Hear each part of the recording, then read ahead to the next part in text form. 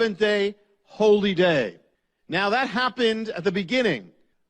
At the same time, the Bible says that's the creation. The Bible says that there's a new creation now. And in the new creation is brought through Messiah. It's brought through Messiah on the cross and in the resurrection. That is the work of a new creation, a new birth, a new Genesis, a new beginning.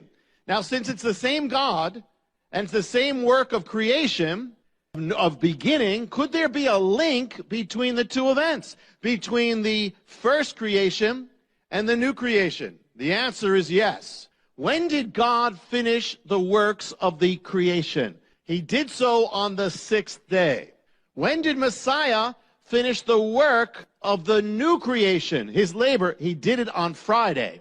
What is Friday? The sixth day. What was the day of the creation of man? The sixth day. What about the new creation of man? The sixth day. And what is the day of the redemption of man? The sixth day. Same day that God created man. When does the crucifixion take place? Sixth day. And you look at the timing and look at the way the first day began. When did the first day begin? In a sense, it was Sunday, though it wasn't called Sunday. Yom Rishon in Hebrew, that first day at the beginning of Genesis. When did it begin? It began at night. The Bible says always that it was first night and then it was day, the opposite of the way we think in the West. In the Hebrew calendar, it always begins at night. Every holiday, as you know, begins when the sun goes down. The sun goes down, it is Erev, it is evening, the new day begins. That's why it's not just because of the Hebrew holidays. Every day on the calendar is like that. It's just you note it when the Hebrew holiday comes up that you only start at sundown. So the first day, the reason why that is because it's in Genesis that way. That first there was evening, and then there was morning. So every Hebrew day begins at sunset of the day before, and ends at sunset of the day after. So therefore, the sixth day is Friday, but when on the biblical calendar would the sixth day begin? Not Friday, but Thursday. It begins Thursday night. The sixth day begins at sundown on Thursday. Is that significant? Very. Because that's the exact time when, in a sense, the passion of Messiah begins. That sixth day begins Thursday night at sundown with what? With the beginning of the Passover Seder. It starts at sundown. It's the Last Supper. He's talking about his death. He is overseeing that meal that's all about his death. It's beginning on the day of man, because he's going to die for the sins of man. And he's going to redeem man from the curse. So it all begins that way. You know, in the beginning, man, when he was created, was brought into a garden on the sixth day. On the sixth day of this new creation, Messiah is brought into the Garden of Gethsemane. And there, his death is prepared for. On the sixth day, he is crucified. The sixth day. And in Hebrew, you know, again, night and then day. It has to go from sunset Thursday to sunset Friday. So the work of the redemption has to end before the sun goes down on the sixth day. That's why it ended when it did. He's on the cross for how many hours? 6 hours. The number of man for the sins of man, for the redemption of man. And then at the sixth hour, he cries out, "It is finished," which is Friday afternoon. The sun is going down. And then it goes down, and he is brought into the tomb and laid down. It's over. His works are over.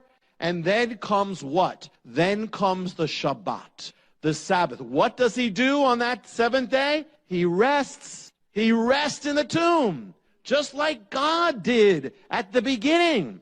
God ceased from his works. He finished his works on the sixth day, rested on the seventh day. Messiah does the exact same thing. I mean, even in his death, he observes it all. You know, we look at the Sabbath in the Orthodox and how they do it, and we see it only often as a burden, legalism, and that's often what it can become. But we tend to see it not really what it is. You know, the Sabbath is in its nature something beautiful. The Sabbath was made for man. You know, Sabbath is about shalom. It's about peace. It's about a peace that often many believers don't have. And I want you to open up to Hebrews 4 to put this together, Genesis and Hebrews 4. And Hebrews 4 speaks also about the Shabbat, the Sabbath. And here's what it says. Verse 4. Hebrews 4, verse 4. And I love Hebrews. I love the way this talks. For he has said somewhere, doesn't tell you where, somewhere concerning the seventh day. God rested on the seventh day from all his works. And again, in this passage, they shall never enter into my rest. Therefore, since it remains for some to enter in, and those who formerly had good news preached to them failed to enter because of disobedience, again he fixes a certain day, today, saying through David, after so long a time, just as has been said before, today if you hear his voice, do not harden your heart. If Joshua had given them rest, he wouldn't have spoken of another day after that. So there remains a Shabbat, a Sabbath for the people of God. For the one who has entered his rest has himself also rested from his works, as God did from his. Therefore, let us be diligent to enter that rest, so that no one will fall through following the same example of disobedience. Therefore, let us be diligent to do what? To enter the Sabbath, the Shabbat. What it's saying is there's a greater Sabbath yet to come. In a sense, the Sabbath was a foreshadow of the peace that God would bring because of Messiah. What does the Sabbath come from? It comes from Messiah. It is the Sabbath. It's no accident he died when he did. Already, all put in the tomb, and then the Sabbath comes. He always observed the Sabbath when he was alive. Now he observes it in his death. The holiest day. He had to die when he did. His labor had to be over because you don't work on the Sabbath. He said, the Son of Man is the Adon HaShabbat. He is the Lord of the Sabbath. The Sabbath is the day, the state of being that represents the peace of God, the shalom of God, the state of completion and rest and blessing. That's what it's about. And Messiah is Lord over that. He is the Lord of Shalom. He's the Prince. It says he's the Prince of Peace. Sar Shalom in Hebrew. He's the master of Shalom. Peace comes from him or it doesn't come. He is the Lord of completion, what it means. He's the Lord of being full, fulfilled, and right, and blessed, the Lord of rest. In Messiah, you are to enter that place, this divine Shabbat, Sabbath of God. But how? In the book of Hebrews, it's written, let us enter, let us labor to enter. It may take some work to get in. We're going to see that. So many believers live their lives in a state of restlessness, just like most of the world, and are not living in the Sabbath of God. But the secrets are there in Messiah's entrance. When Messiah died on the cross, he was not only dying on the cross, he was also entering the Sabbath in the greatest Sabbath entrance that has ever been after the days of Genesis. What was the cross? It was the way he entered into the Shabbat. He labored to enter in. And so the amazing cool thing is, when you look at Messiah on the cross, you actually find keys of entering the peace of God for your life. And keys of entering the place in God where you can have completion and healing and fullness. Messiah, Lord of the Sabbath, teaches us how to enter the Sabbath on the cross, because that's what he's doing. Aside from everything else, he's also entering the Sabbath. And we're going to look at a few of those keys tonight. It's really cool because you wouldn't think so. That's exactly what's happening. On the cross, John 19:28, he says, I am thirsty. I am thirsty, quoting from the Psalms. Is there any key there about peace with God with that? Yes, there is. One of the keys of having peace with God and peace in your life is you have to bring your needs to God. Whatever that is, as much as you don't, you're in trouble. And you'll never be at peace. As much as you pretend you don't have a need, you will never have peace with God. You know, as much as you try to fulfill your own need, you will never have peace with God. As much as you keep two worlds apart, hey, you know, at home I'm one way, I'm here and I'm pretending everything's fine in my life, and yet I have a real need. If you don't bring that to God, you're not going to have peace. You have a need for people to accept you. Listen, we know that's not the end. We shouldn't be there at the end. But if you have the need, don't pretend you don't have it. Bring it to God. You know, whatever the need is, you're lonely, bring it to God. You know, it may even be, you know, you're tempted, bring it to God is what it's saying. You have to bring your thirst to him, and you have to confess it if you're going to be touched, if you're going to have peace in your life. He said, come to me, all you who are weary and burdened down, and I'll give you rest. And come to me, all you who are thirsty, come and drink. First thing is, don't hide your need. People get into big trouble for doing that. And some of the great saints of God, I mean, David got into big trouble for keeping kind of two things in his life and pretending he didn't have that need. You know, God said, why don't you come to me? The thing is, whatever it is, even if you're being tempted, that's a need, bring it to God. God is never saying, don't bring it to me. I don't want to touch. He never says, I won't deal with it. He'll deal with it. Bring it to God. And he's there. Next thing he says on the cross, another key to the Sabbath of God, of Messiah. Matthew 27:45, he says, Eli, Eli, lama sabachthani. He speaks Aramaic, quoting from the Psalms in Aramaic. Eli, Eli, my God, lama, why? Sabachthani, have you forsaken me? Now, people argue and say, how could he be God if he's saying, my God, you've forsaken me? That's the awesome thing about the cross. It's God actually separating himself from himself so he could be one with us who are separated from God. And yet it's all that, and it's also part of the Sabbath entrance.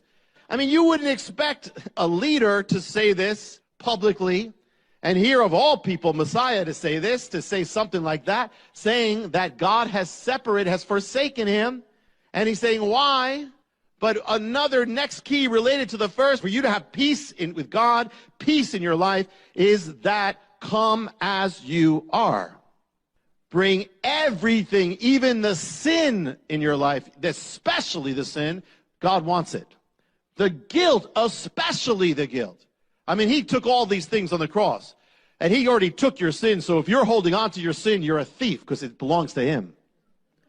You know, no matter what it is, maybe you think that God promised you something that didn't happen in your life, and you've been dealing with this, and it's been separating you from God. Until you get this out with God, you're not going to have peace.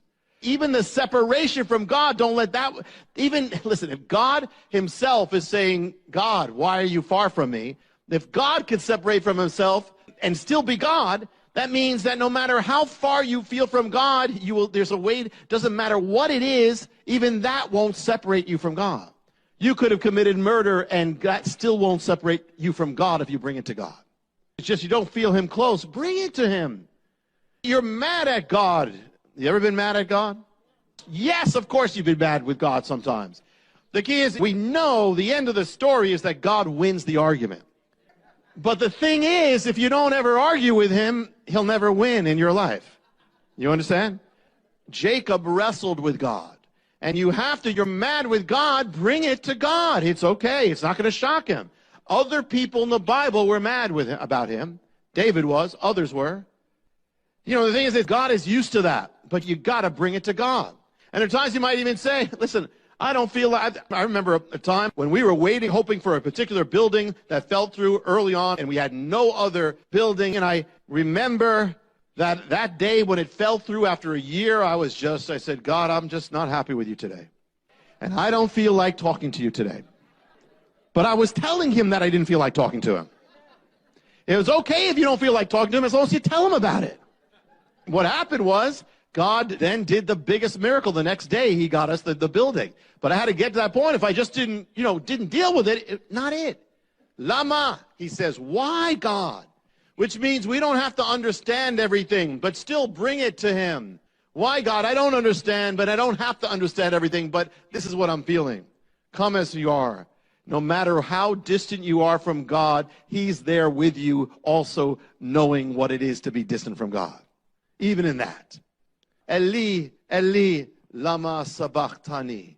Even then, my God, you're still my God, even though I don't understand what you're doing. Messiah's word on the cross. One of the things he says on the cross in John 19:28, woman, behold your son. Behold, man, behold your mother. What's this about?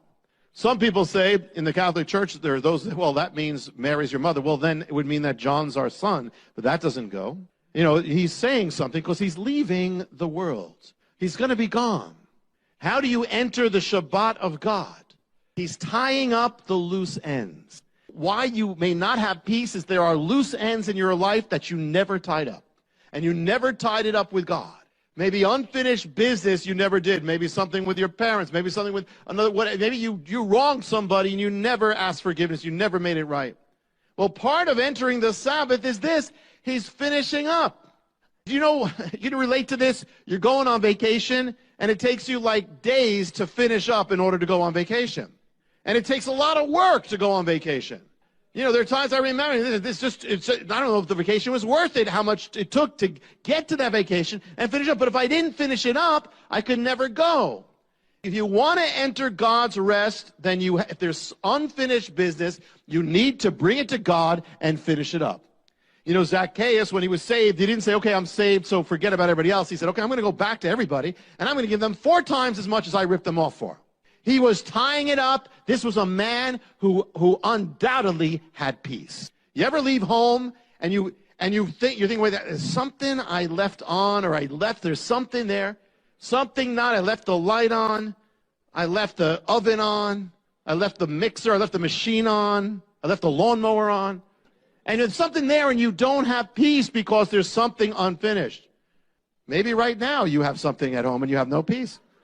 You can't have rest and peace until you can say goodbye, finish it up, wrap it up. If there's something in your life, wrap it up. Something gnawing on you, wrap it up. Some guilt, some shame, wrap it up with God. It's His.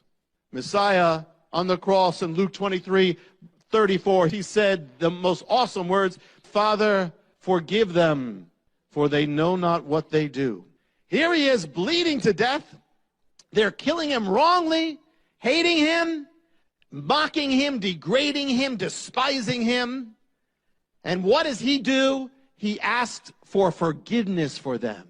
He's forgiving them. He didn't die with any grudges.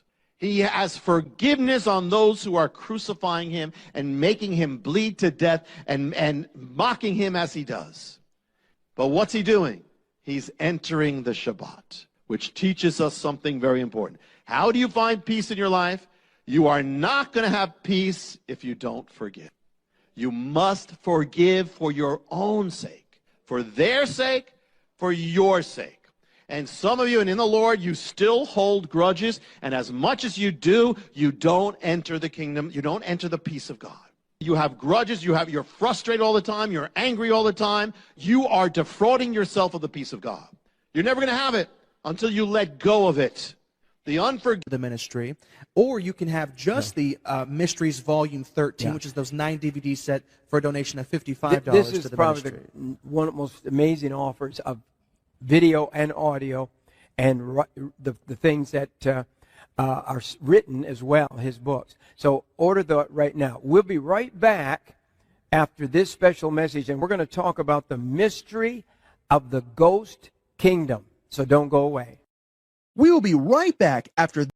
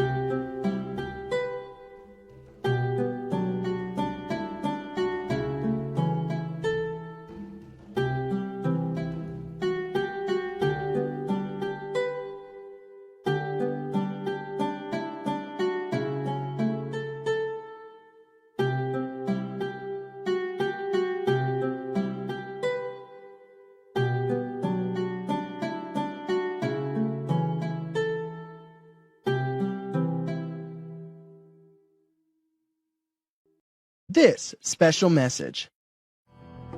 When you need a portable emergency power system that is ready at a moment's notice, the fuelless generator is exactly what you're looking for. If I thought an EMP bomb was coming, or if I thought there was going to be a big storm or a big problem, I would want one of these in my house. Something is going to happen in 2015 that is going to change how we view our system, how we view life. And when that something happens, you're not going to be able to get a fuelless generator. It's going to be impossible to get a generator. I'm really enthralled with this device. It's an elegant technology. With every storm we've had this winter, I just pull the thing out, I set it up in the living room, I run some extension cords into other rooms. I even ran my 60-inch television off it. Call 1-888-988-1588 or write to Jim at P.O. Box 7330, Branson, Missouri 65615. It's such an incredible offer. For example, this is for a donation of $2,500 to the ministry. And the unit just by itself is a retail value of $2,500, but you're also going to get a solar panel, which is a retail of $500, then the 20-foot extension cord, and that retails for over $50, and then the crane, which is a retail of over $200. So it's an absolutely incredible savings. A lot of people ask me to endorse stuff and all that. This is the only thing I have been endorsing like this. I fully believe in this product. Wow. But can you imagine in the pitch darkness that you have light? You can also go to the website JimBakkerShow.com. Thank you for your continued support that helps keep us broadcasting around the world.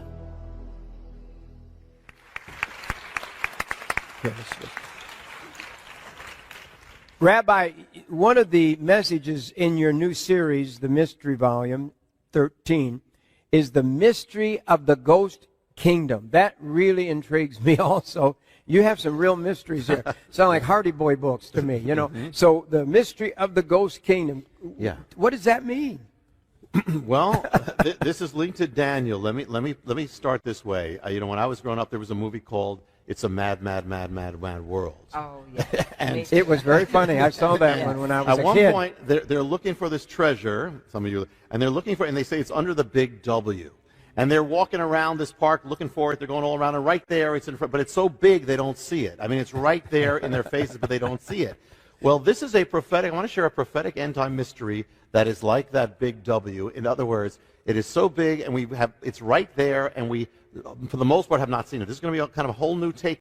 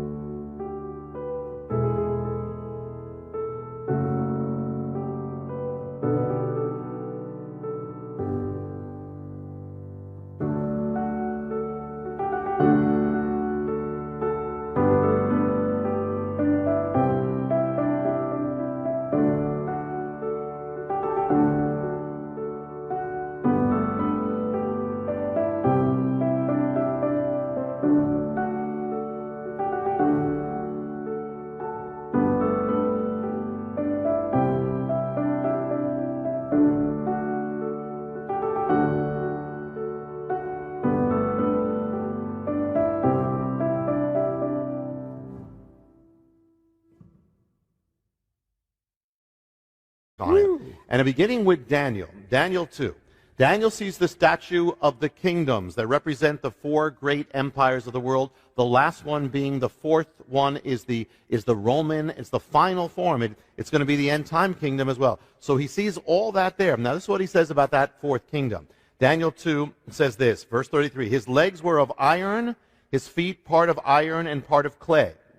So the Roman Empire is represented by the legs and then the feet. And then verse 40 says this, the fourth kingdom shall be as iron breaks in pieces and subdues everything, all things. As iron breaks all these things, it will break in pieces and bruise. And where you saw the feet and the toes, part of the potter's clay and part iron, the kingdom shall be divided. But there shall be in it of the strength of iron, as much as shall the iron mixed with the clay. And as the toes, the feet were part iron, part clay, the kingdom shall be partly strong and partly broken.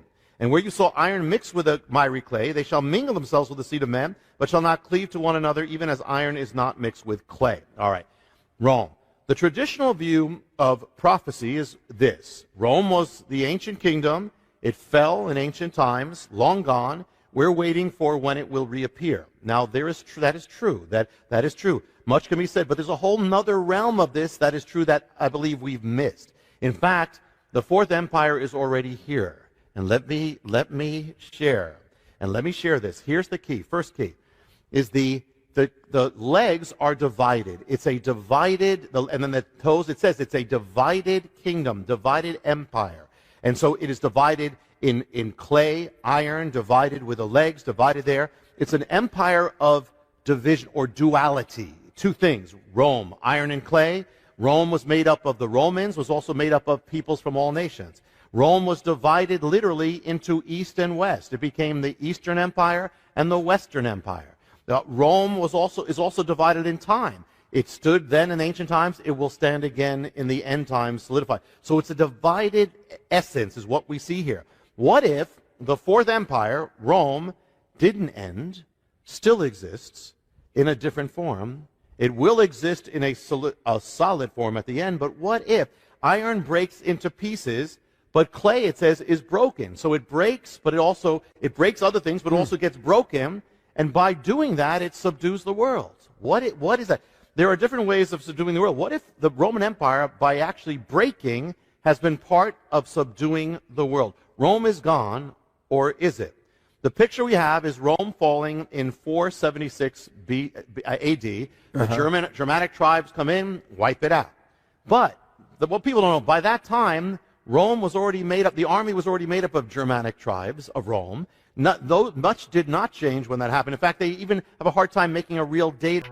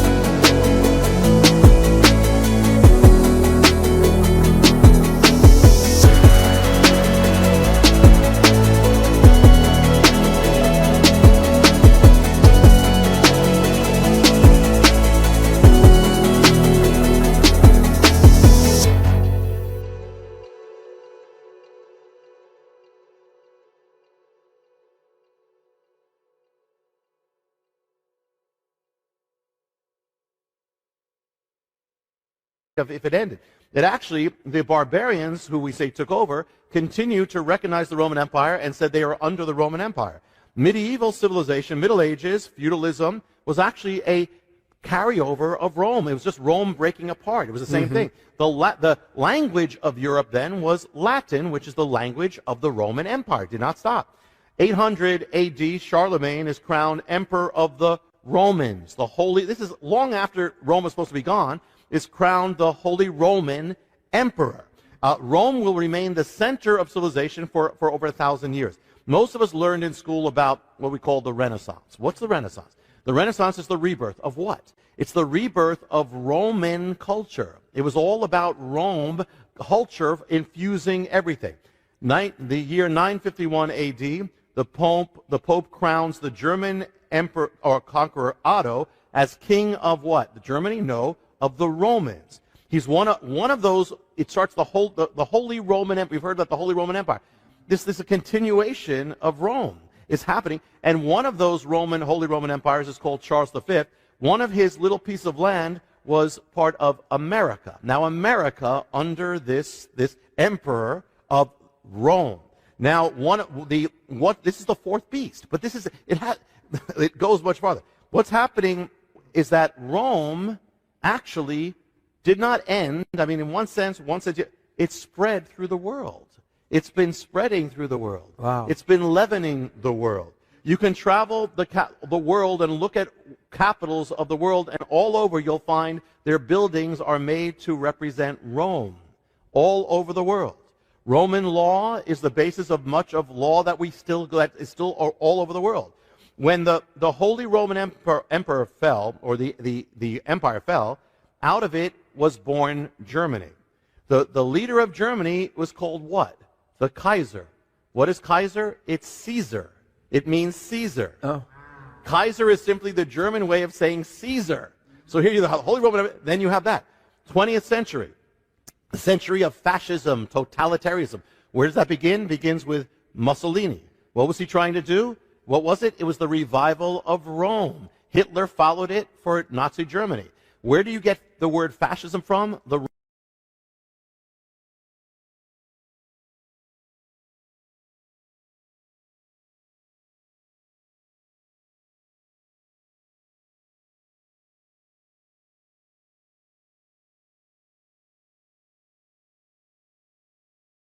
reign, they ruled as what? What's their title? Pontifex Maximus. What's that title? That was the title of the Caesar of Rome. The Emperor of Rome was the Pontifex Maximus. They took that from the same leader of Rome. They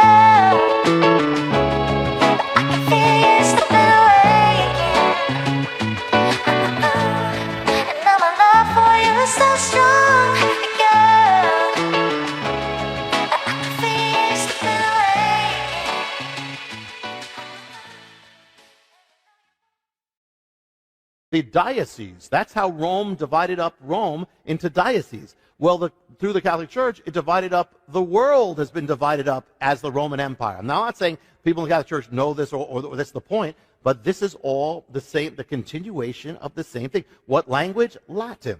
From Rome comes the idea of the global state. The fourth kingdom, actually from the pieces of the fourth kingdom, which became France, Spain, England, and others, they colonized the entire world.